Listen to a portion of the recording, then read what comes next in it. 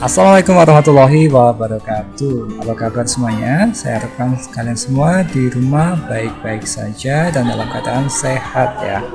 Ya, kita masih melanjutkan lagi materi kita. Kita masih di matematika fase E. Kita sudah sampai pada topik bilangan yang pada subbab yaitu eksponen. Kita kali ini akan membahas tentang fungsi dan aplikasi dari eksponensial. Oke, seperti apakah fungsi dan aplikasinya? Ayo kita bahas bersama-sama. Ya, sebelum kita membahas tentang materi fungsi dan aplikasi fungsi eksponensial ya untuk pemecahan suatu permasalahan, ya terlebih dahulu saya ingin menyampaikan bahwa matematika bagi saya bermakna makin terlatih, makin tinggi logika. Jadi semakin banyak kita melakukan latihan soal matematika, maka akan semakin tinggi tingkat kemampuan kita untuk melogika setiap permasalahan yang kita hadapi. Zlatan Ibrahimovic mengatakan, "You must believe when you believe things come true, one way or the other." Jadi dalam hal apapun kalian harus percaya ya. Bila kalian punya cita-cita, punya keinginan, kalian harus percaya, karena ketika kalian percaya maka sesuatu akan datang kepadamu dengan suatu cara atau dengan cara yang lain ya. Oke, jadi kalau kalian yang masih sekarang merasa pengen menguasai matematika dan masih menganggap matematika itu sulit, maka kalian wajib percaya, karena nanti dengan percaya akan buat kalian menjadi bisa. Saya yakin itu.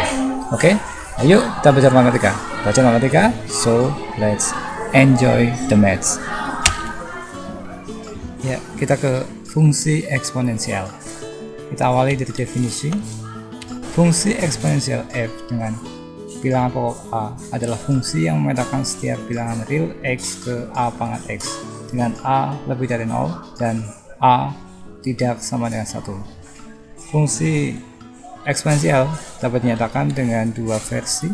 Versi yang pertama ditulis seperti ini, fx sama dengan ax, atau versi yang kedua seperti ini, fx kemudian ada tanda panah a pangkat x ya. Ini dibaca fungsi yang memetakan x ke a pangkat x ya. Dan dengan syarat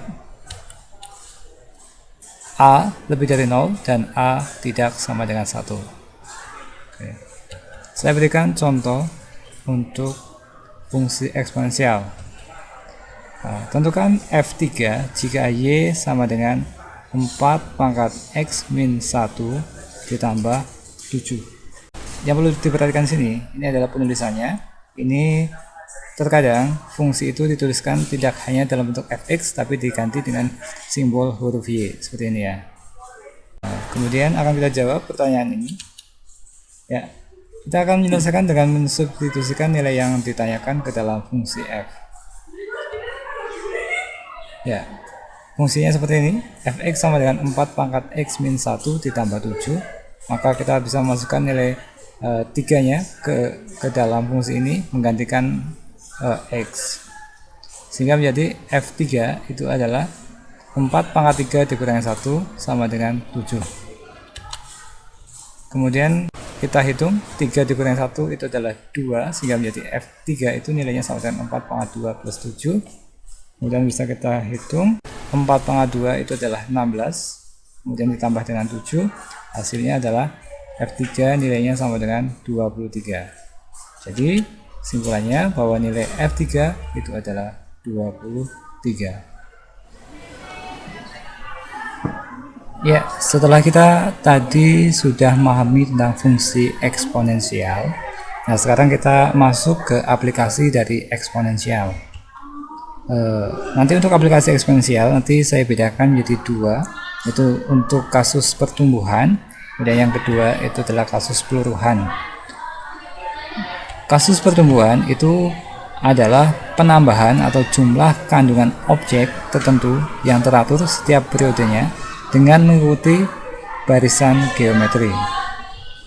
Untuk rumus pertumbuhan itu disimbolkan dengan seperti ini, yaitu Pn sama dengan P0 dikalikan 1 plus I dipangkatkan dengan N.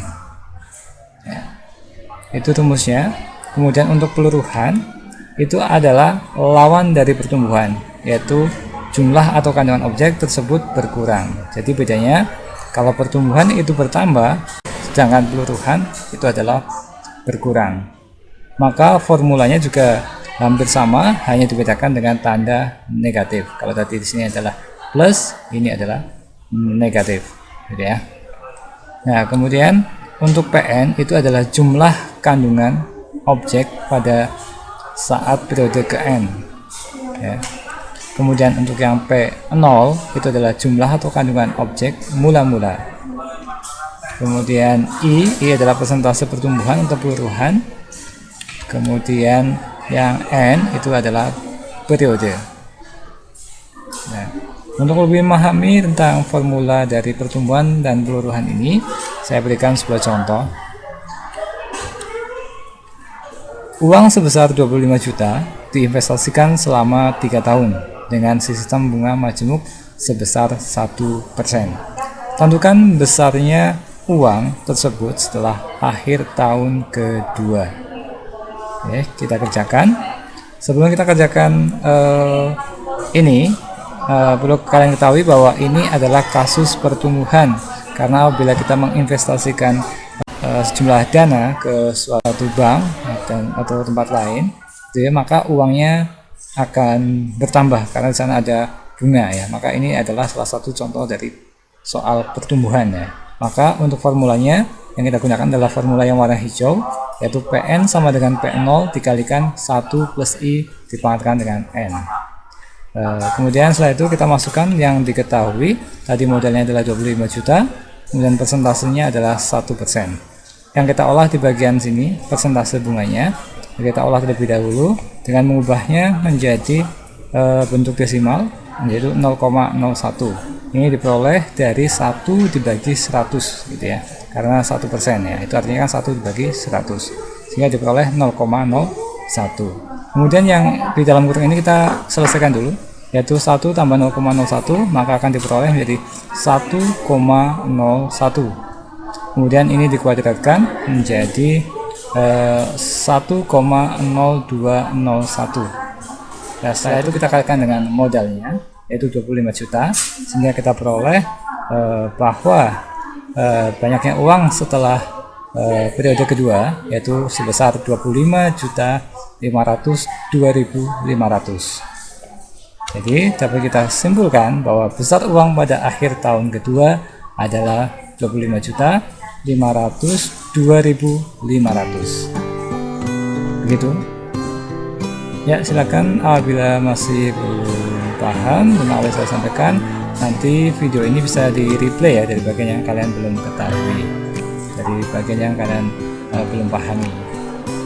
Ya, baiklah, untuk lebih memahami lagi tentang materi fungsi eksponensial dan juga aplikasinya, maka saya berikan sebuah latihan soal.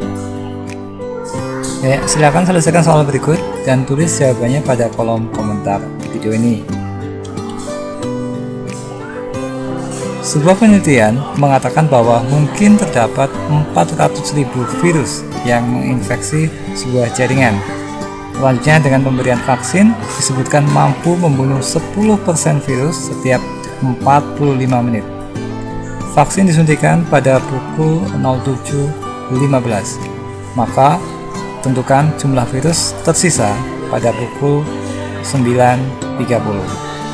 Ya, nanti ini saya berikan gambaran bahwa ini adalah kasus peluruhan karena jumlahnya seiring dengan berjalan waktu akan menurun. Ya, maka ini adalah termasuk kasus dalam peluruhan. Ya, nanti di sini saya berikan rumusnya sebagai petunjuknya.